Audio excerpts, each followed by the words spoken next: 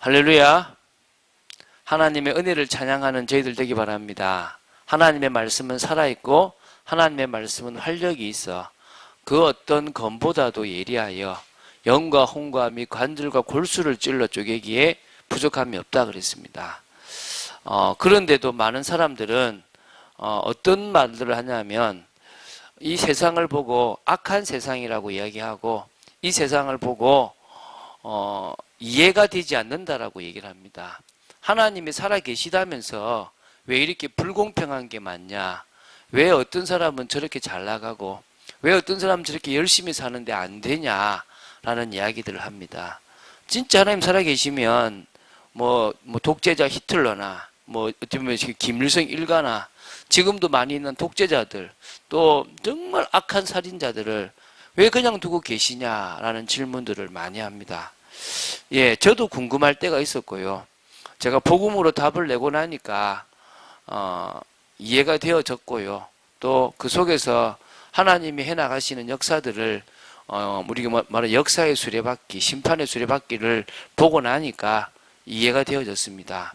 오늘 이 사도행전 12장 사실 20절부터 봐야 될 거고요. 20절부터 보는 이 내용은 헤롯 왕이라는 인물이 하나님께 돌릴 영광을 자신이 가로채서 결국은 뭐냐면 하나님이 주의 사자를 보내서 천사를 보낸 거죠. 쳤다 그럽니다. 벌레에게 먹혀 죽었다. 이 말은 어찌 보면은 진짜 벌레에게 먹혀 죽었는지 아니면은 그냥 어떤 병들어 어떤 세균 때문에 죽었는지 어쨌든 죽어버렸다는 것입니다. 그러면 그런 헤롯 왕이 사실은 복음 전하는 자들을 핍박하고 막았던 그런 왕이거든요. 우리가 앞에서 봤을 때 야고보 사도를 죽이고 베드로를 옥에 가두었던 인물이란 말입니다. 그런 인물이 하나님의 시간표에 하나님의 때에 하나님의 방식으로 하나님이 쳐버리고 심판을 해버리는 겁니다. 그래서 우리는 뭐 할 필요 없다? 걱정할 필요가 없다. 우리에게 잘못하는 사람들에게 심판할 필요가 없다라는 말이 되는 겁니다. 자, 그래서 먼저 기억할 게, 악한 자가 잘 되는 것 같은 세상입니다. 지금 우리나라에는, 이렇게 우파, 좌파 이런 게 있습니다. 그래서 이승만 전 대통령을 참 좋은 대통령이다라고 얘기하면 우파가 돼요. 이승만 전 대통령이 4.3 사건을 일으켰고 정말 민족의 통일을 하지 못하도록 미군을 끌어들여서 실패시켰다라고 하는 사람은 좌파가 됩니다. 지금은 어찌 보면은 이승만 전 대통령에 대해서 나쁘게 말하는 게 조금 정석이 돼 있는 그런 경우가 돼 있거든요. 물론 그분이 무능한 것도 있습니다. 오히려 김구 선생님이 더 전체를 끌고 통합한 것도 있고요. 또 나은 부분도 사실은 있습니다. 이승만 전 대통령이 책임자로서 밑에 사람들을 잘못 썼기 때문에 문제가 되었던 것도 많습니다. 그런데 저는 이승만 전 대통령이 했던 정책 중에서 참 좋았던 정책이 하나 있어요. 많은데 그 중에 하나가 뭐냐면 토지를 개혁했던 거예요. 토지를. 이게 무슨 얘기냐면 북한도 토지를 개혁하고 이 남한도 그러니까 다 남북이 다 토지 개혁을 했거든요. 근데 북한은 어떻게 했냐 그러면 지주들이 땅이 얼마나 많으냐 끝이 안 보이는 땅들이 많았거든요. 다 소작농인 거죠. 그래서 그 지주들의 땅을 강제로 빼앗아요. 그리고 그 지주를 부르주아라 반동이라고 해서 죽여버리고요. 그래서 그 땅을 이제 정부가 다 이제 국가가 가지고 있으면서 공동 분배, 우리는 같이 먹는다 이걸 한 거예요. 그래가지고 지금까지 쭉 오게 됐고요. 이승만 전 대통령은 뭘 했냐 그러면 토지 개혁을 했는데 역시 지주 땅이 너무 많은 거예요. 상한선을 정한 겁니다. 요거 이상은 토지를 가질 수가 없다. 그럼 뺏는 거냐? 그러지 않다. 팔아라. 정부에다가 정금값을 치를 테니까 팔아라. 그리고 이제 땅이 없는 소작농들한테 그 땅을 그 가격 그대로 사게끔 도와준 거예요. 한마디로 정부가 땅을 이렇게 이제 뭐 균등하게 가지게끔 한 거죠. 그게 사실은 엄청 큰 거예요. 왜냐하면 내 땅이 생기니까 농사를 짓고 돈을 벌 수 있고 안정을 찾을 수 있게 되었다는 거죠. 그때 이후로 우리나라가 상당히 많은 발전을 했습니다. 그런 부분들에 대해서는 상당히 필요한 겁니다. 뭐 민주라는 그 개념에서도 처음 어찌 보면은 공산주의를 물리쳐야 된다고 했던 인물이 누구냐면 바로 이승만 전 대통령이 맞기 때문에 여러 부분에서 필요한 부분도 사실은 있습니다. 근데 그게 이제 권력과 돈이 만나면 부패를 하게 됩니다. 그 부패한 세력들을 막지 못하고 뭐 일제에 대한 어떤 그런 어떤 과거사를 청산하지 못했던 것 때문에 생기는 문제들이 있죠. 그런데 지금 목사님 이런 얘기를 왜 하냐라고 얘기를 하는데 상당히 좀 중요한 부분이라고 생각돼요. 다시 말하면 이 세상은 자꾸 더 가지게 돼요. 지금 제가 보니까 너무나 이렇게 가진 사람들이 더 가져버리는 시대가 되어져 버렸고 없는 사람은 그 있는 것도 자꾸 빼앗겨가는 시대가 되어져 버렸어요. 너무나 안타까운 것들이 제 눈에 보이는 거예요. 저도 사실은 이렇게 먹고 살아가려고 그러면 돈을 벌지 않으면 어려운 현실이 되어져 있더라는 거예요. 그런데 어떤 사람들은 그냥 가만히 숨만 쉬도 돈이 들어오는 사람들이 있어요. 그냥 가만히 숨을 쉬어도 월세가 들어오고 막 들어오니까 잘 사는 사람들이 있습니다. 그래서 사람들이 뭐라 그러냐면 불공평하다, 잘못되었다, 이건 뭔가 문제가 있다. 그래서 이것을 무엇 때문이다 원인을 찾고 저것 때문이다 원인을 찾고 있습니다. 저는 그런 걸 원인을 찾겠다는 것이 아닙니다. 결국은 지금요 악한 자들이 권력을 장악했고요 재력을 장악해서 힘을 가지고 세상을 딱 쥐고 흔들고 있습니다. 자신들이 원하는 대로. 그래서 젊은 아이들이 좀 생각이 있는 아이들은 그런 것들을 막 비판하고 막 또 뭐랄까 잘못됐다라고 이야기해야 된다고 생각을 합니다. 맞습니다. 잘못된 게 맞죠. 그런데 이제 이런 세상을 좀 봐야 되는 겁니다. 그 배후에 사단이 있다는 사실을 우리가 보지 못한다면 속습니다. 어떤 의미에서는요, 교회도 사단에게 많이 속았어요. 어떤 힘 있는 사람, 또 배경이 있는 사람의 그런 어떤 축복을 해주는 그런 교회로 전락해 버렸을 모습들도 사실은 교회에 있고요. 교회가 대형화되고 세속화되면서 어찌 보면은 목사님이 좀 뭐 정말 뭐 진짜 뭐 뭔가 많은 걸 쥐고 있는 시대가 된 것도 사실입니다. 그 배후에 그 교회가 잘못됐다, 그 목사님 잘못됐다가 아니라 그런 분위기와 그런 문화를 만들어서 결국은 교회도 타락시키고 개인도 타락시키고 이 세상을 부조리하게 만드는 영적 세력을 우리는 봐야 되는 겁니다. 그게 예수님은 세상의 임금이라는 표현을 쓰셨고요. 바울은 이 세상 신이라는 표현을 썼습니다. 에베소서 2장 2절에는 그 세상 신이 세상 풍조를 만들어 가지고요 사람들을 끌고 가는데 그 모든 것을 장악했다고 해서 공중의 권세를 잡고 있다라고 얘기를 합니다. 근데 에베소서 6장 12절에 그 사단이요 통치자들과 권세들과 이 어둠의 세상 주관자들과 하늘에 있는 악한 영들을 다 쥐고 있다고 얘기해요. 그게 사단이거든요. 지금 그러니까 우리의 싸움은 그들과의 싸움이 돼야 되는 겁니다. 이게 지금 우리가 복음을 가진 영적인 눈으로 세상을 바라봐야 되는 겁니다. 그런데 그 악한 자는 반드시 하나님이 심판을 하시게 되어 있습니다. 반드시 심판받게 되어 있습니다. 로마서 2장 6절에서 11절에 보면 하나님은 각 사람에게 그 행한 대로 보응하신다라고 말씀하십니다. 그게 6절에 나와요. 여러분들이요 참고 선을 행하여 영광과 존귀와 썩지 아니함을 구해야 될 이유가 그래야 영생이 있습니다. 우리가 참고 선을 행하여 영광과 존귀와 썩지 않으려고 하니까 예수 그리스도를 믿고 성령의 충만함 속으로 들어가야 되는 겁니다. 내 힘으로는 할 수 없으니까. 근데 거꾸로 오직 당을 지어 진리를 따르지 않고 불의를 따르는 자에게는 진노와 분노로, 그래서 악을 행하는 자에게는요 심판이 있다고 주님은 분명히 말씀하셨습니다. 그 심판의 시간표가 하나님께 있어요. 김일성 지나서 김정일, 또 김정일을 지나서 지금 김정은이라는 3대 세습의 지금 시대가 왔습니다. 지금은 그 나라를 지금 나라로 인정하는 그런 분위기가 되어 있지만 사실은 저도 어릴 때는 뭐 때려잡자 공산당 뭐 막 김일성, 김정일 막 진짜 아주 막 돼지 새끼 막 이 돼지로 아주 막 악랄한 돼지로 그리고 늑대로 그리고 막 그러던 그 어릴 때 반공을 했던 사람이거든요. 근데 제가 북한의 실성을 조금 이렇게 보게 되는데요. 정말 비참해요. 탈북자들에게 북한에 대한 이야기를 조금씩 듣는데 사람이 살아갈 수 없을 만큼 이거는 정말 이상한 땅이 되어져 버렸습니다. 근데 물어요, 저한테. 왜 김일성 저런 사람, 김정일, 김정은을 왜 심판 안 하냐 그래요. 저는 그럼 두 가지 얘기를 합니다. 첫 번째는 저 사람에 대한 심판은 하나님이 하신다. 근데 심판을 할 때 그냥 하는 게 아니라 심판도 때가 차야 되는 것이다.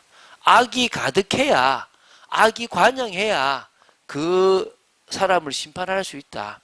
그게 지금 거의 다 됐다고 본다. 근데 또 두 번째는 그럽니다. 그 사람을 심판하려고 하다가 혹시 그 가운데 알곡들이 있는데 그 알곡들이 죽으면 안 되니까 그 알곡을 향한 배려를 때문에 아직까지 심판을 좀 넣어주시는 부분도 있다. 왜? 그 사람이 죽으면서 그 북한이란 나라가 망할 경우에 생길 문제들도 있지 않겠냐라는 얘기를 합니다. 저는 이 심판의 시간표를 쥐고 있는 하나님이 물론 말세의 마지막 때에 심판 때에 다 심판하시지만 세상의 역사 속에서도 악한 자를 당신의 때에 심판하십니다. 성경에 이집트에 대한 심판, 또 블레셋, 아람, 아시리아, 바벨로니아, 또 메데 바사, 로마 이런 나라들에 대한 심판을 하나님은 다 말씀하셨고 그대로 다 심판하셨습니다. 믿습니까? 동일하게 하나님은 히틀러와 같은 독재자 또 아주 무자비한 사람을 심판하셨습니다. 뿐만 아니라 또 지금도 독재를 하고 악을 행하는 자를 그 행한 대로 보응하시게 되어 있다는 것입니다. 믿습니까? 그걸 우리가 믿어야 되는 겁니다. 그래서 하나님은 당신의 공의를 드러내십니다. 당신의 정의를 드러내시고 이 세상이 하나님의 그 심판 아래 있다, 진노 아래 있다라는 사실을 알려주시는 것입니다. 하나님을 대적하는 자들은 산산이 부서졌습니다. 하나님이 없다라고 하거나 하나님을 내가 싸워 이겨보겠다고 했던 모든 권력자와 모든 그런 어떤 지식인들 다 무너졌습니다. 아모스 5장 24절에 뭐라 그러냐면 오직 정의를 물같이 공의를 마르지 않는 강같이 흐르게 할지어다라고 하나님은 말씀하셨습니다. 믿습니까? 저는 그 하나님을 믿습니다. 자, 오늘 그 중에 한 사람 헤롯 왕에 대한 죽음, 이 헤롯 왕에 대한 그 죽음, 그래서 악한 자를 향한 심판이라는 사실들을 우리는 기억해야 됩니다. 그래서 우리가 굳이 말 필요가 없다. 그 사람을 심판하고 싸울 필요가 없다. 혹시 여러분을 힘들게 하는 사람이 있다. 여러분을 괴롭히고 진리를 거스리는 사람이 있다면 여러분은 그들을 심판하지 마시기 바랍니다. 누구한테 있단 말입니까? 하나님께 있다는 것입니다. 제가 헤롯 가문에 대해서 한번 조사를 좀 했습니다. 헤롯 가문요. 지금 우리 성경에 여러분, 자, 오늘 이 헤롯이 예수님 태어날 때 그 어린아이들을 죽인 헤롯일까요?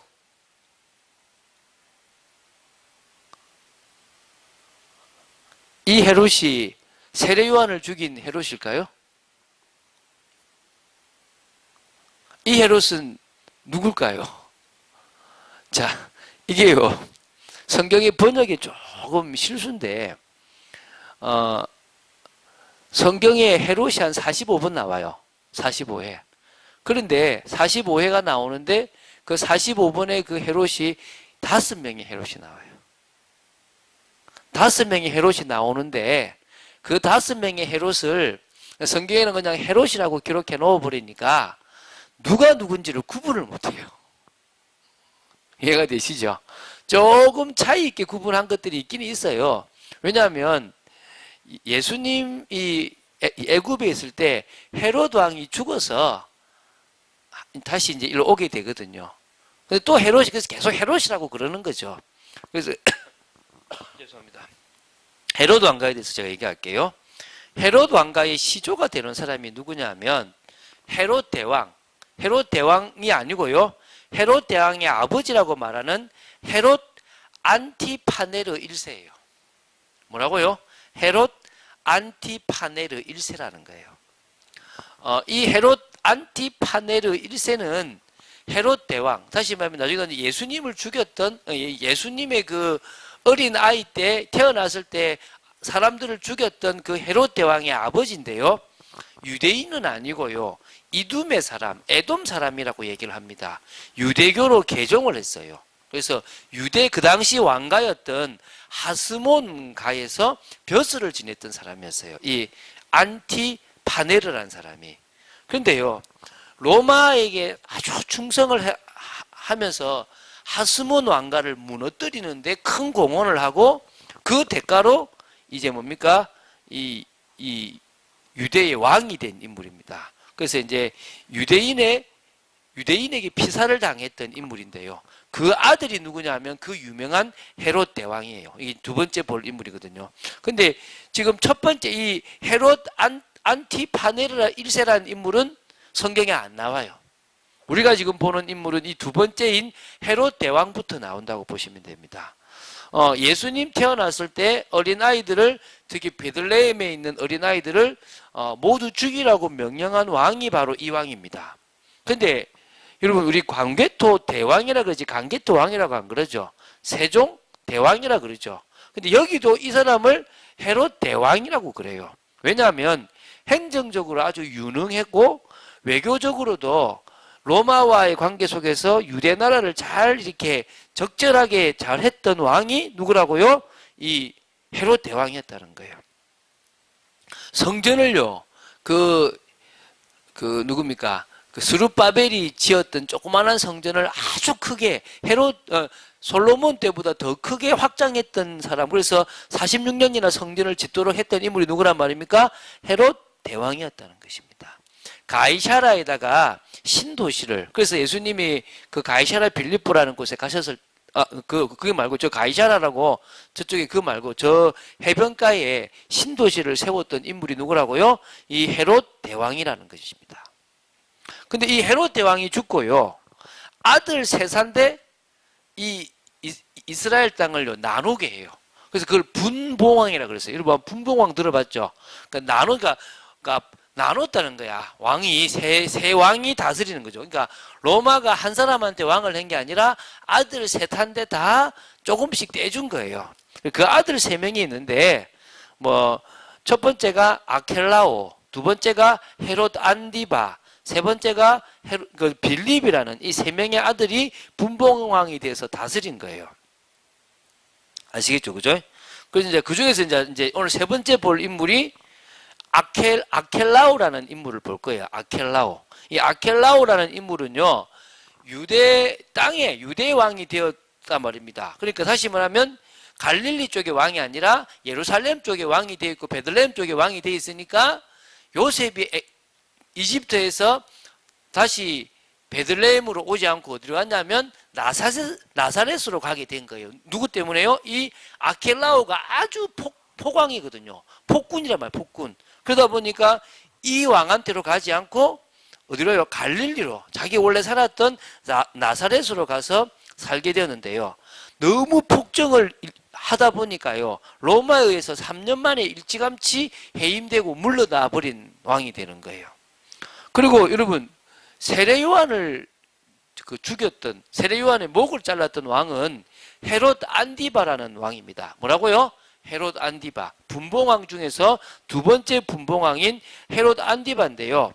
이 사람은 예수님하고 직접 대면을 했던 유일한 헤롯 왕가의 사람이라고 보시면 됩니다. 왜냐하면 이 사람이 예수님을 심판했거든요. 그래서 이 사람은 어떤 왕이냐 그러면 자기 아내와 이혼을 하고 이복 동생의 아내를 자기 아내로 지금 삼았던 거예요. 그래가지고 뭐냐면 그거를 세례 요한이 잘못했다고 이야기하니까 그 세례 요한을 옥에 가두고 나중에 헤로디아 때문에 뭡니까? 목을 잘라 죽여버리는 그런 왕이 이 왕이라는 겁니다. 뭐라고요? 헤롯 안디바. 나중에 헤롯 이 왕이 안디바가 예수님을 신문하고 예수님을 빌라도에게 넘겨줘서 십자가에 못 박도록 한 거죠. 나중에 이제 로마에 의해서 해임을 당하는 일이 벌어집니다. 다섯 번째, 오늘 우리가 보는 이 사도행전 12장에 우리 지난주에 봤고 이번 주에 봤던 왕인데요.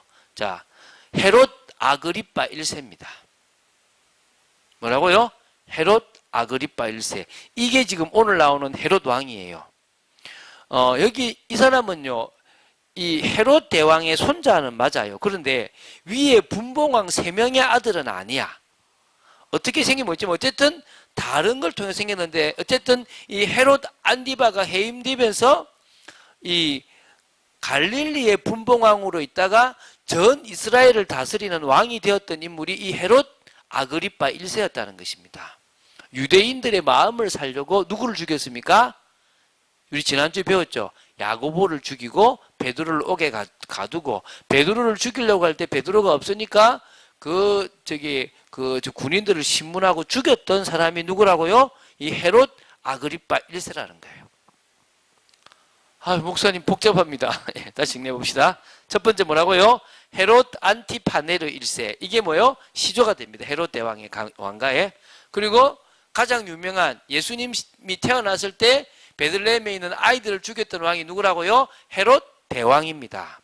그리고 헤롯 대왕이 죽고 나서 3명의 왕이 분봉왕이 되는데 아켈라오라는 왕이 있고 헤롯 안디바라는 왕이 있고 빌립이라는 왕이 있는데 빌립이라는 왕은 뭐 그렇게 이름이 없지만 아켈라오라는 왕은 유다 쪽에 이제 이어짐으로 말미암아 요셉이 베들레헴으로 가지 않고 어디요? 갈릴리로 가게 되었다라고 나오고요. 그 다음에 헤롯 안디바는 예수님하고 대면했던 유일한 왕인데 이 왕이 바로 세례 요한을 죽이고 예수님을 십자가에 못 박도록 했던 왕이라는 것입니다. 그리고 오늘 우리가 보는 헤롯 아그리파 1세, 이 왕은 헤롯 대왕의 손자고 3명의 분봉왕으로는 삼촌, 그러니까 조카뻘에 해당하는데요. 이 왕이 오늘 나오는데 이제 영광을 하나님께 돌리지 않고 자기한테 돌림으로 벌레가 이제 먹어서 죽어버리는, 주의 사자가 쳐버리는 그런 일이 벌어집니다. 이 친구가 복음을 많이 막았어요. 그래서 나중에는 이제 이 아그리파 1세가 죽음을 보게 되고 죽음 이후에 하나님의 말씀은 흥왕하여 더하게 되더라라는 사도행전 12장 24절의 말씀이 되는 거죠. 자, 한 명 아직 왕을 제가 안 했는데요. 여러분 바울이 감옥에 갇혀가지고 왕한테 가요. 아그리파 왕이여 라고 얘기하거든요. 그 왕은 헤롯 아그리파 2세예요. 그러니까 1세, 그러니까 다시 말하면 오늘 본문에 죽었던 이 왕의 뭐요? 아들인 거예요. 아들. 그 아들이 누구라고요? 헤롯 아그리파 2세가 되는 거예요. 그러니까 총 지금은 성경에 몇 명이 나온다고요? 5명의 왕이 나옵니다. 5명의 왕. 그 5명의 왕 중에서 4번째 왕인 헤롯 아그리파 1세가 오늘 우리가 보는 주인공입니다. 바로 결국은 하나님이 그 악한 자들을 심판하고 그 헤롯 왕가는 다 멸망이 됐겠죠. 왜? 악한 자를 심판하시는 게 하나님이시니까. 자, 이제 메시지를 맡도록 하겠습니다. 자, 3번인데요. 악한 세상에서 믿음의 사람들이 인도받을 방향이 있습니다. 그렇죠, 그죠?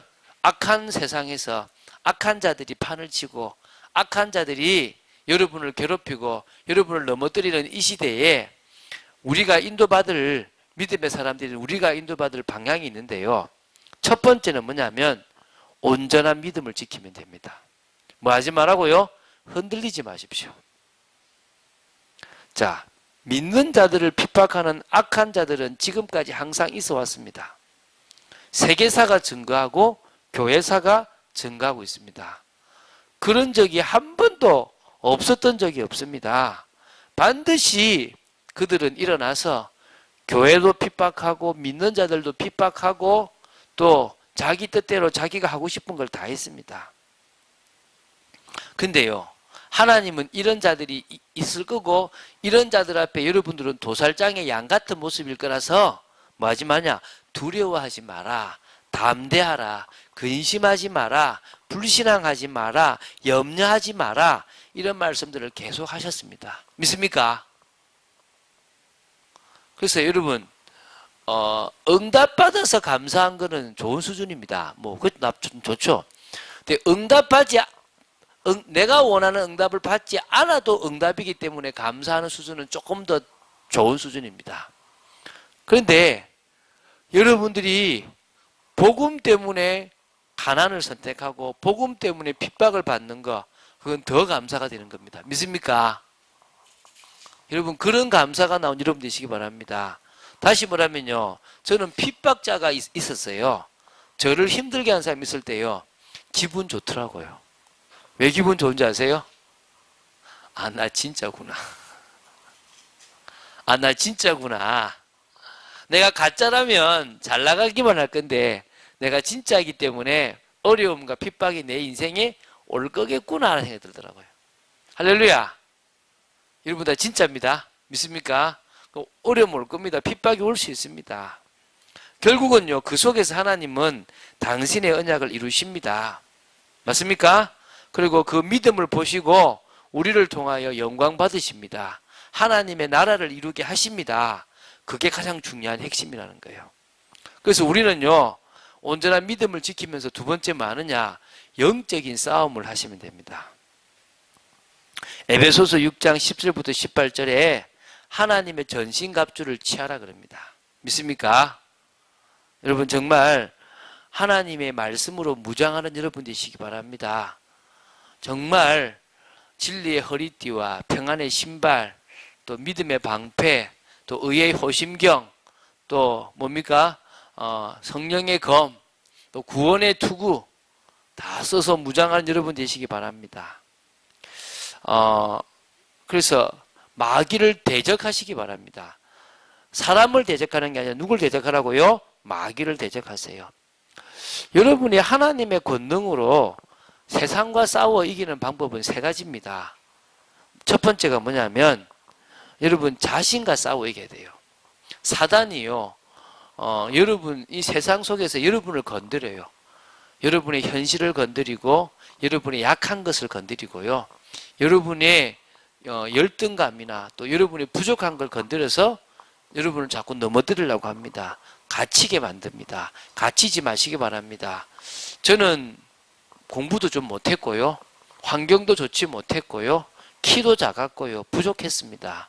그런데 제가 딱 복음을 깨닫고 나니까 야, 환경이 나를 이렇게 만들었는데 내가 여기서 속지만 안 하면 되겠구나. 나는 이제부터 나의 길을 복음 안에서 걸어가면 되겠구나. 이 답이 났습니다. 키가 작은 것도 내 환경이 좋지 않은 것도 아무것도 저를 올가맬 수가 없었던 것입니다. 두 번째는요, 사단이 직접적으로 여러분 공격해요. 이해가 됩니까? 두려움을 주기도 하고 뭔가 영적으로 시달리게도 만듭니다. 그때는 예수 이름 부르세요. 그냥 고백하세요. 주는 그리스도시요 살아계신 하나님의 아들이십니다. 주문이 아닙니다. 뭐요? 상관없다. 내가 귀신의 소굴에 들어가도 괜찮다. 내가 도저히 헤어날 수 없는 절망적인 상황에 있어도 괜찮다. 할렐루야. 여러분 믿음 가지는 여러분 되시기 바랍니다. 세 번째요. 세상의 여러 시스템을 가지고 공격을 해요. 이해가 되십니까? 그때는요. 성령의 인도를 받으시기 바랍니다. 학생이 학교 갔는데 나 한 사람을 공격하려고 반의 친구들이나 선생님을 가지고 나를 힘들게 할 수도 있습니다. 직장 생활을 하는데요. 주위의 사람들 가지고 나를 공격할 수도 있습니다. 맞습니까? 근데 이때요. 이길 수 있는 성령의 능력을 허락하셨습니다. 영적 싸움을 하시면서 가장 지혜롭게 인도받으면 세상을 이길 수 있음을 믿으시기 바랍니다. 세 번째, 그리스도의 사랑을 실천하면 됩니다. 이게 가장 어려운 거예요. 그냥 안 보고 화내버리면 될 수 있는데 하나님은 우리가 육신에 속아서 하나님과의 관계가 끊어지지 않게 되기를 바라는 것입니다. 이게 중요한 겁니다. 여러분, 사단은 뭘 한다고요? 하나님과 여러분의 관계를 끊어가요. 여러분을 넘어뜨리는 겁니다.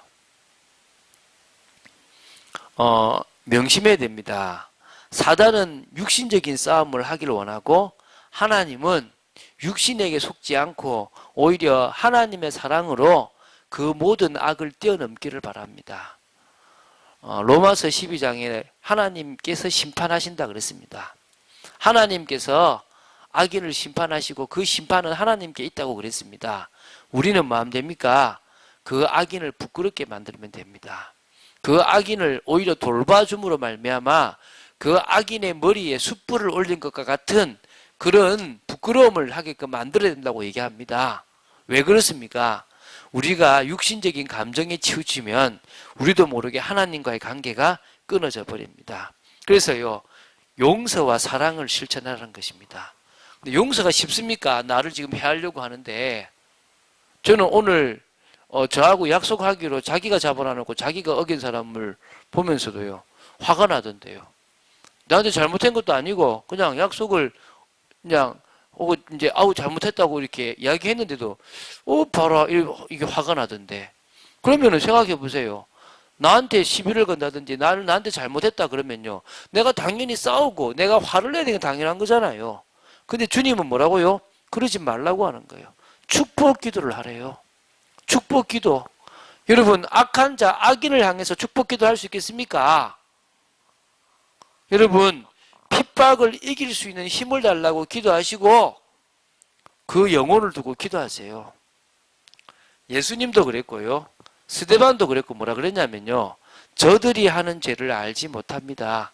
용서해 달라고 기도했어요. 이게 우리가 해야 될 기도라는 겁니다. 하나님은 이렇게 할 수 있도록 우리에게 힘을 주시고 능력으로 역사하실 줄로 믿습니다. 앞으로 더 돈 있는 사람은 더 돈 있으려고 그럴 겁니다.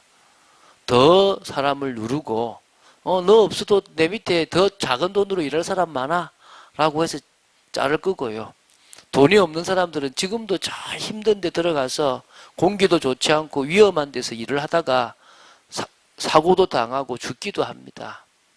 그런 일들이 앞으로도 계속 일어날 것입니다.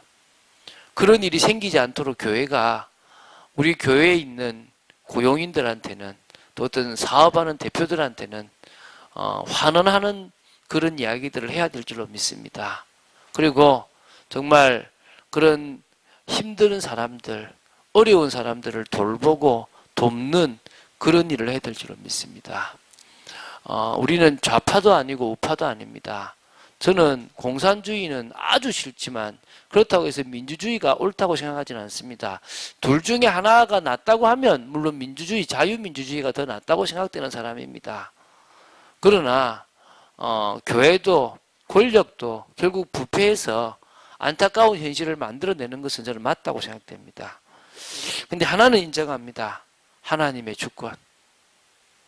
이게 오늘 우리가 볼 결론입니다. 하나님 손에 있습니다.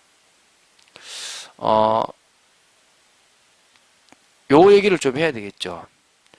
분명히 하나님이 살아계신데 왜 악이 성행하고 왜 문제가 생기느냐. 제가 좀 앞에도 하다가 지금 이제 말고 이제 뒤에 결론적으로 얘기를 맺고 있는데요. 이 세상은 하나님이 주관하고 있습니다. 하나님이 다스립니다. 그러나 저번에도 말씀드렸지만 이 모든 권한을 인간에게 줬습니다. 사람에게 줬습니다. 그 사람이 창세기 3장에게 3장 사건을 통해서 사단에게 종노릇하게 되었습니다. 사단의 노예가 되어져 버린 겁니다. 사단이 인간을 다스리게 된 거죠. 그때 이후에 인간을 통해서 이 세상을 자기 멋대로 공중의 권세를 잡아서 뒤흔들고 있습니다. 그래서 지금은 하나님이 다스리는 세상이 분명히 맞는데도 불구하고 어떤 일이 벌어지느냐, 이 세상은 더 악해져 가고 더 부조리 속에 있고 더 문제 속에 있습니다. 그렇지만 제가 결론 내렸죠. 하나님은 그 세상을 마신다고요? 공의로 심판하십니다. 당신의 그 거룩함으로 이 세상이 하나님의 나라를 이루어가도록 역사하시고 있습니다. 그리고 물론 이 세상을 심판할 그런 완전한 날이 또 올 것입니다. 그때까지 악을 심판하시고 또 선한 자에게 복을 주시는 그런 하나님이신 줄 믿으시기 바랍니다. 그래서 우리는 뭐냐? 선할 수가 없기 때문에 누구를 믿습니까? 주 예수 그리스도를 믿습니다. 우리는 우리 힘으로 착해질 수가 없기 때문에 복음을 의지하여 예수 그리스도를 의지하여 율법의 요구를 이루고 또 더 나아가서 하나님이 원하시는 하나님이 인정하시는 사람으로 세워져 가는 것입니다. 그런 축복을 이번 이 말씀을 통하여 누리게 되기를 주 예수 그리스도 이름으로 축원드립니다. 자, 요 사실 제가 25절은 안 봤는데요. 25절은 어떤 내용이냐면 바나바와 사울이 부주하는 일을 마치고 마가라는 요한을 데리고 예루살렘에서 돌아오니라. 이제 이게 어떤 내용이냐 그러면 이제 예루살렘 교회의 시대는 끝이 났습니다. 하나님이 안디옥 교회를 중심으로 역사하시게 되어 있는 시대가 올 겁니다. 그게 이제 다음 주부터 볼 건데요. 주로 선교에 방향 맞춘 모습을 볼 겁니다.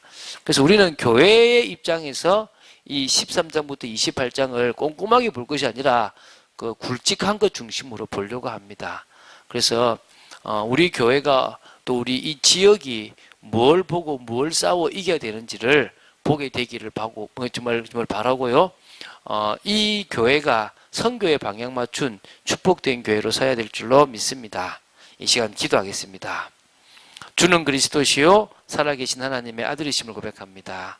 말씀 따라가는 축복 속에 있기를 간절히 소원합니다.